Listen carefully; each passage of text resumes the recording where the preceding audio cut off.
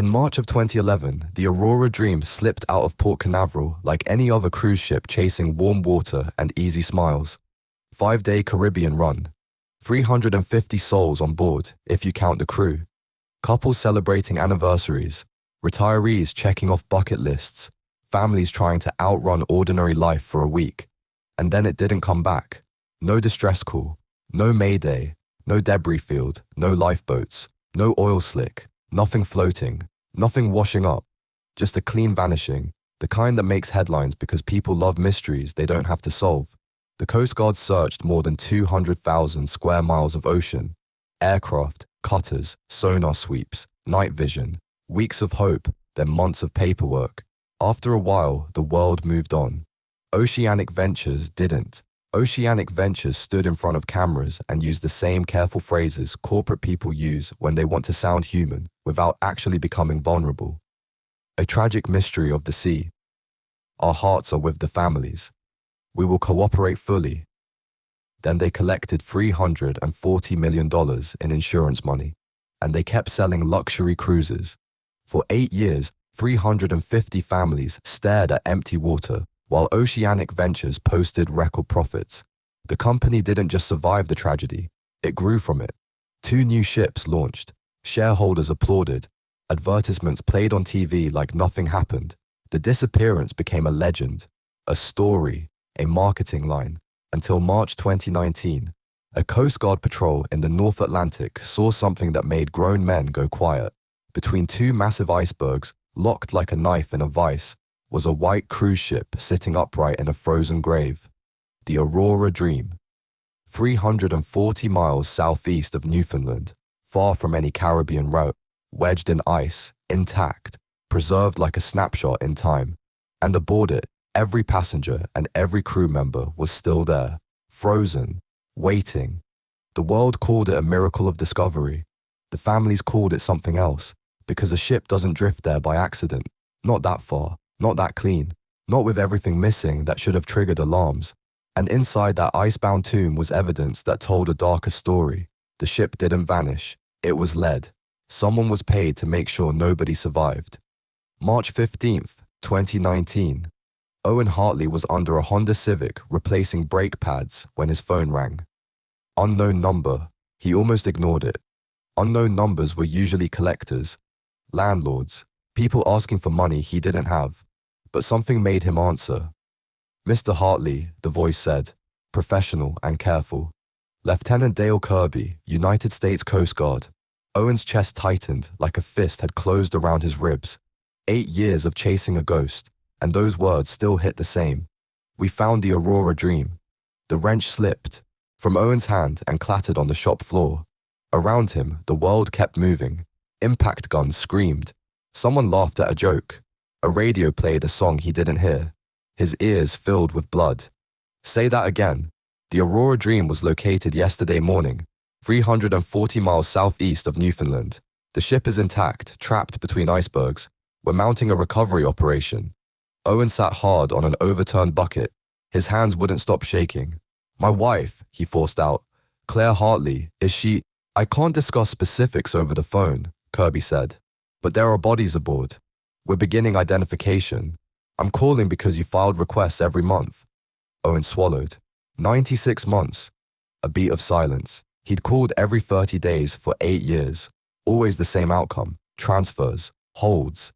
Nothing new. Sorry for your loss. He'd become a name on a list, a man who refused to stop asking. I need to be there, Owen said.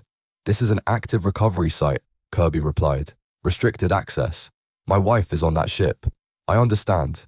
But we have 350 families filing requests. Owen's voice went calm in the way it only goes calm when a man has been at war with bureaucracy for too long. I've spent $127,000 on private searches, hired salvage experts, interviewed dock workers. I know more about that ship's last voyage than most people wearing uniforms. I'm going to be there when you bring my wife home. The only question is whether I'm there with your cooperation or I charter a boat and you arrest me. The line went quiet. Then Kirby exhaled like he'd made a decision he didn't want to make. Where are you located? Cincinnati. Flight to St. John's tomorrow, 6 a.m. I'll add your name to liaison clearance. Report to the Coast Guard station when you arrive. I can't promise you'll board the ship. I'll be there. Owen hung up and stared at the phone in his grease-stained hand. For 8 years, he'd been living inside a question mark. Now he had an answer. And it was worse than the mystery. Owen didn't call his daughter. He didn't trust his voice to stay steady. He drove to Lakeside High and sat in the pickup lane like a normal father, something he hadn't felt like in years. When Emma walked out, she didn't recognize his car at first. 15 now. Same dark hair as Claire. Same sharp jawline. Same eyes that could look like steel or heartbreak depending on the day. She stopped at the passenger door. Dad, what are you doing here? Get in, Owen said. We need to talk. I'm supposed to take the bus to Aunt Rachel's. Emma, please. Something in his tone made her pause. She got in, dumped her backpack at her feet, and studied him like she was trying to read a storm. Coming. What's wrong? You lose another job. The Coast Guard called. Emma went still. They found the ship. Her throat worked once, like her body didn't know what to do with that sentence. The ship?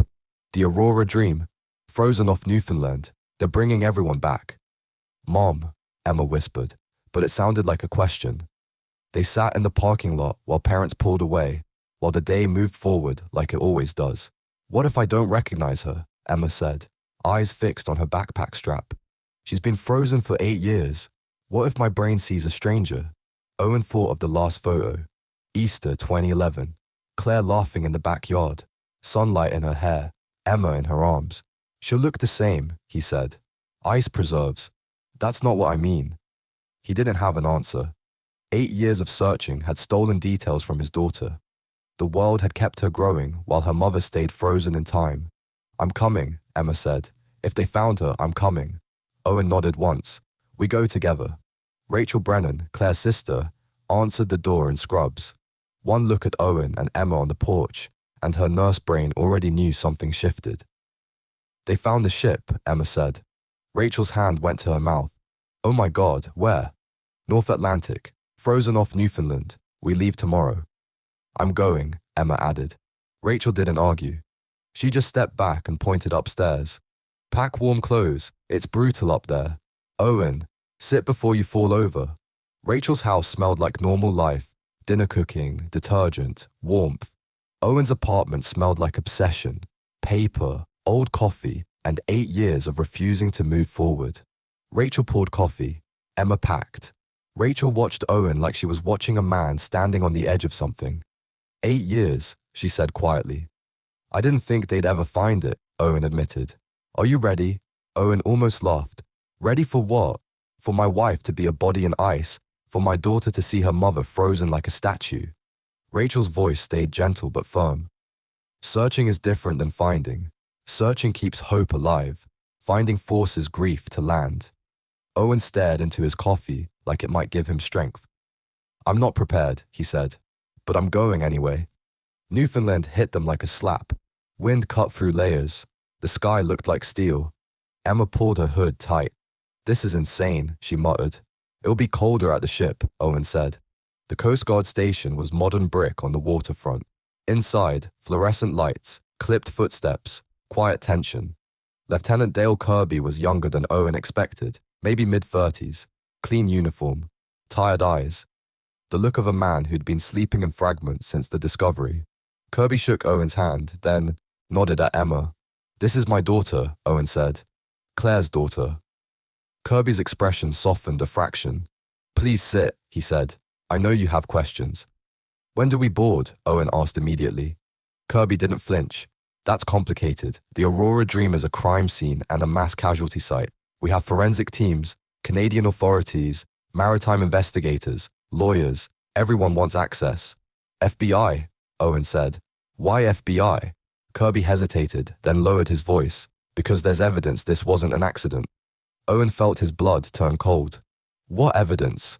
Kirby pulled a file from a drawer and slid photographs across the desk. The Aurora Dream wedged between icebergs like a trapped animal. Hull scarred, windows black, a ship that looked perfectly fine and completely dead. Navigation was manually overridden, Kirby said. Radio equipment was destroyed. Lifeboats were sabotaged.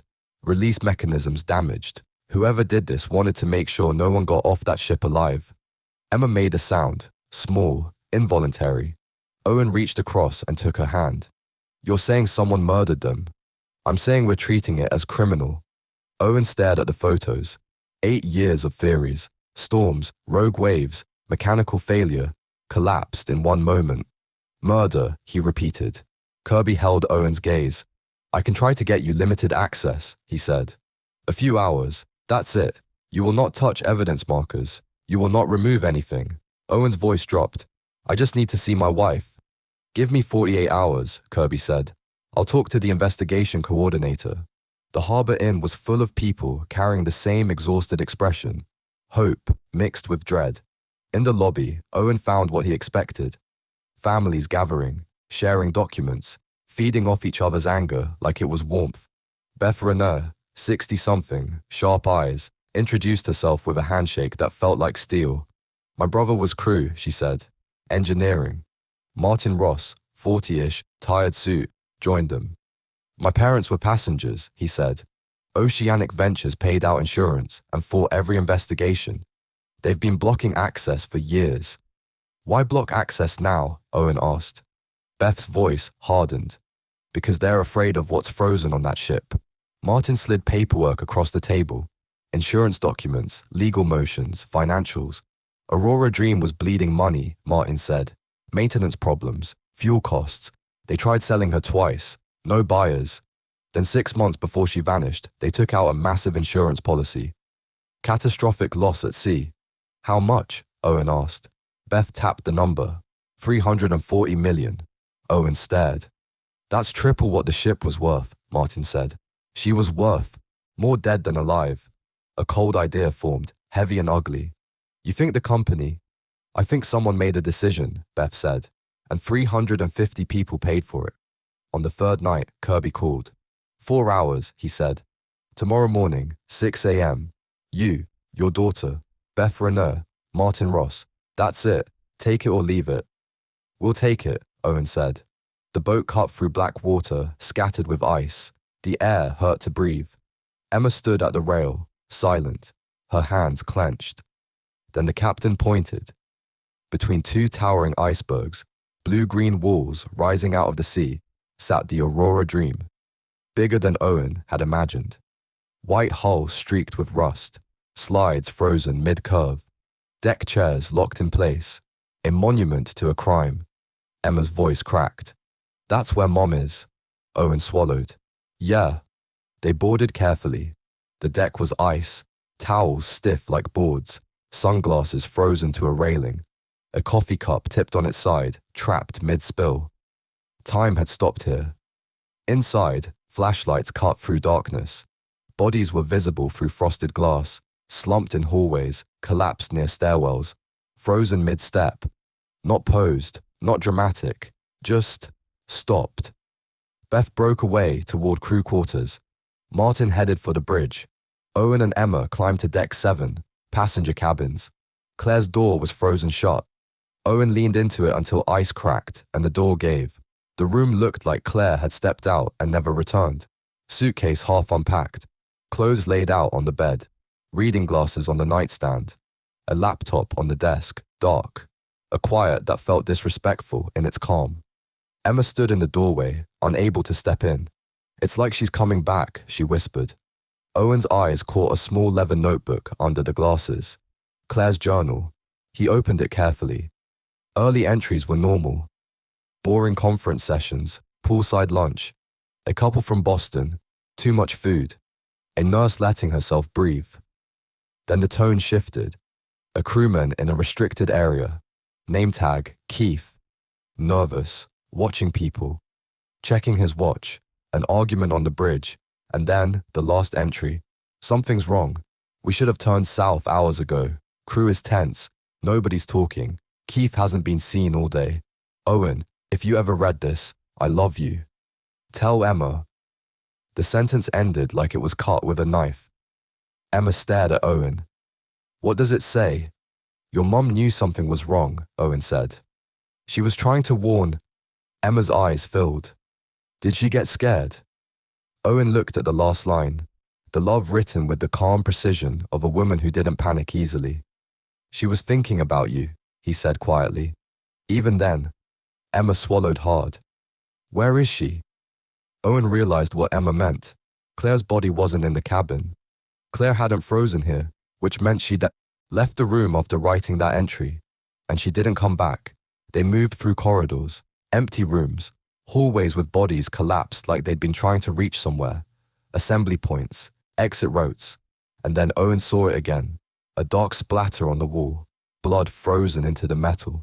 Emma's voice dropped to a whisper. Dad!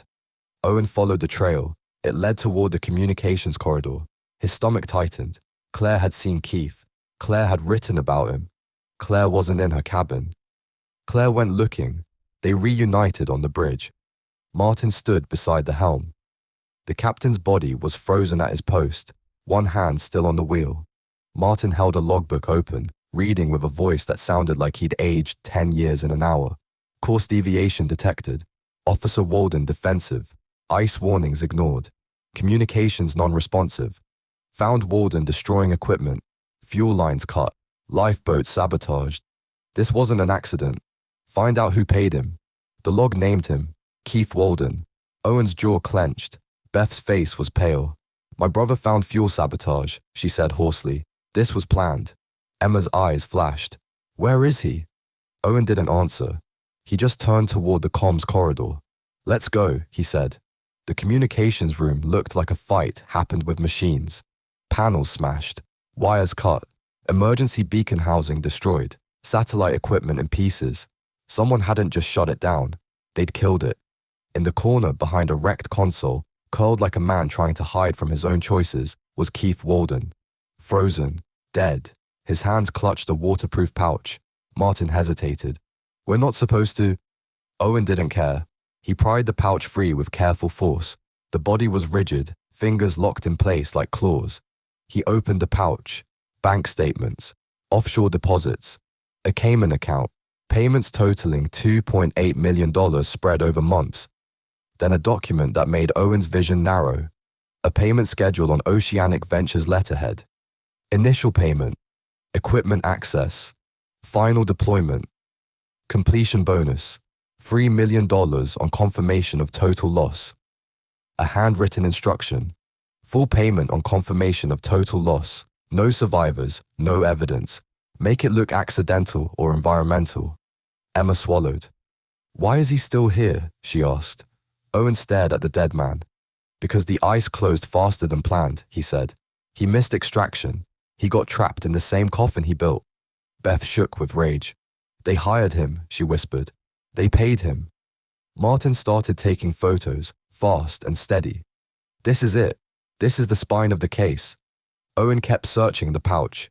Multiple passports, different names, same face, emails printed out, receipts, a meeting note with D. Stratton and VP Operations, scribbled like an appointment for a dentist. Emma's voice cut through. Where's Mom? Owen's chest tightened again. Evidence mattered. Justice mattered. But his daughter was standing in a frozen murder scene looking for her mother. We find her, he said. Now. Down the corridor, they found Nina Torres, chief engineer, collapsed against the wall with maintenance logs scattered around her. Beth made a sound like she'd been hit. Owen read the logs. Fuel access by communications officer. GPS recalibration taking 6 hours. Backup navigation disabled. Deleted parts orders. Sabotage weeks in advance. The final line ended mid-sentence, like panic got interrupted by cold. Nina had tried to warn the captain. She died trying. Owen looked at Beth. Your brother fought, he said. He documented everything. Beth's tears fell hard and silent. And Claire, Emma asked, voice tight. Where would she go? Owen knew his wife. Claire ran toward problems. She didn't hide from them. The medical bay, he said. She'd go where people needed help. Outside the medical bay door, frozen against the wall with one hand reaching for the handle, was Claire Hartley. Emma saw her first. Mom. The word barely made it out. Claire looked exactly like she had 8 years ago. Hair pulled back, eyes closed, face calm in the cruel way ice makes everything peaceful. There was a small cut on her forehead, dried blood frozen dark. Her wedding ring was on her finger. and in her hand was a walkie-talkie, gripped like she was still trying to call for help. Owen stepped forward, like his body was moving through water. Emma knelt and hovered her hand close, afraid to touch. "I don't remember her voice," Emma whispered. "I try, but I can't hear it." Owen swallowed hard. "She had this laugh," he said. "When something really got her, she'd snort a little and then get embarrassed." Emma's mouth trembled. "I don't remember." "You were 5, Owen said. "It's okay." They sat there with her for a moment that felt bigger than 8 years. Not closure. Nothing gets closed after something like this. But truth. A brutal, solid truth. Then Owen forced himself up. "Open the medical bay," he said. "We need to know what happened." Inside, the ship's doctor, Dr. Leo Brennan, was frozen at his desk. In front of him lay a journal, open. Owen read it. The doctor had noticed Keith's identity was wrong. Different name, fake employment history, suspicious access. Then Owen found a dispatch log, time-stamped messages. Claire offered to help as an ER nurse. Nina warned about sabotage. Claire reported seeing Keith destroying equipment. Claire said he pushed her, and then, "People are getting hypothermic. I'm coming to medical to help. I'm a trauma nurse. You're going to need me." The last message ended at 2:15 a.m. After that, silence. Emma read over Owen's shoulder, breathing, hard. "Mum tried to stop him," she said. "And when she couldn't, she still tried to help people." Owen nodded once. That's who she was. Martin appeared in the doorway. "We've got 30 minutes, he warned. Owen looked at the evidence. Claire's journal, the captain's log, Nina's records, the doctor's diary, the payment schedule, the passports. "Then we take what we can," Owen said. Beth hesitated. "Protocol." "Protocol didn't protect our families," Owen said flatly. "Truth will." They gathered everything carefully. Not because they respected the crime scene, because they respected the dead. Because a corporation had already tried to bury the truth for 8 years, and Owen wasn't going to let it happen again. Emma touched Claire's hand gently, just once. "Bye, Mom," she whispered. "I remember you now." Then they left. They stepped back onto the deck, back onto the boat, back into the world that had kept spinning while the Aurora Dream stayed frozen in time. As the ship faded behind ice, Owen held the bag of evidence like it weighed as much as the ocean. Emma leaned against him. "What happens now?" she asked. Owen looked at the black water. "Now we make sure they can't hide it," he said. "Now we make them pay." Back at the Harbour Inn, Owen didn't sleep. He photographed everything, built a timeline, matched payment dates to insurance policy dates, pulled corporate filings, found a name that kept showing up, David Stratton, VP of Operations. Beth called with more. Keith Walden wasn't Keith Walden. He was Dale Morrison, ex-military, dishonorable discharge, mercenary work disguised as security consulting. Martin sent emails he'd captured, executives discussing the ship bleeding money, executives noting insurance payout would be more profitable, executives saying this conversation never happened. Owen stared at the screen until his eyes burned. This wasn't a tragedy. It was a spreadsheet decision. Then the FBI called, angry at first. "You removed evidence," the agent said. Owen's voice stayed calm. "I sent copies to every major news organization in the country. If you want to arrest me, do it. But you won't stop what's coming." Silence. Then the agent's tone changed. "We need everything you have." "Come get it," Owen said. Room 237. By noon, the story broke. By evening, Oceanic Ventures was in free fall. Stock crashed, trading halted. Press conferences collapsed into stammering denials. Lawyers appeared like a swarm. Search warrants hit headquarters. Arrests followed. David Stratton in handcuffs. CFO Helen Marks in custody. CEO Robert Gaines stopped at an airport trying to run. The families watched on TV in the Harbour Inn lobby, silent, eyes locked, not celebrating, because celebration would imply anything could undo what was done. Emma looked at Owen. "They look scared," she said. "They should," Owen replied.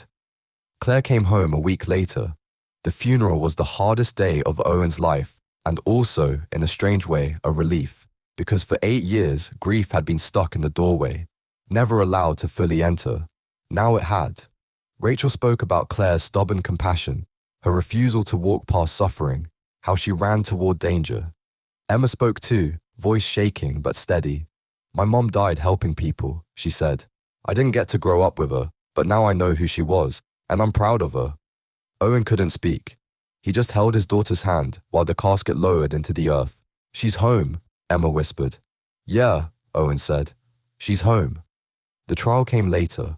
Months of legal warfare, corporate defenses, attempts to reframe mass murder as unintended consequences, attempts to paint Morrison as rogue and executives as naive.